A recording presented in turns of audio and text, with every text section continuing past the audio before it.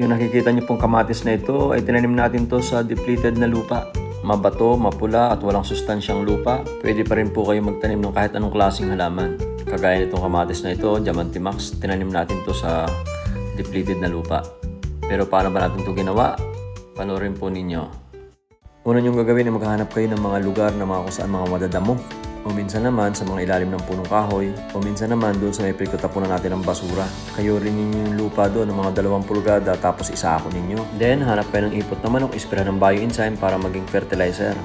Yun ang gagawin nating topsoil dito sa ating depleted na lupa. Ibubuhos nyo lang pahila dyan sa ating gagawing bed.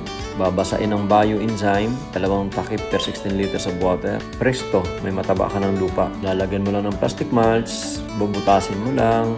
Then, mas maganda kung babasain mo ng bioplant booster ang butas, 1 takip per 16 liters of water bago ka mag-transplant.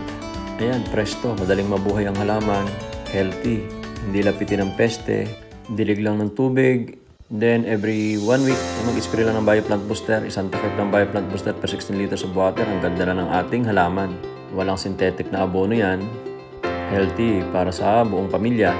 Yung ganitong sistema po ay pwedeng gawin sa maliitan at pwede rin pong gawin to sa commercial. Napakatipid sa pagsasaka ang ganitong sistema.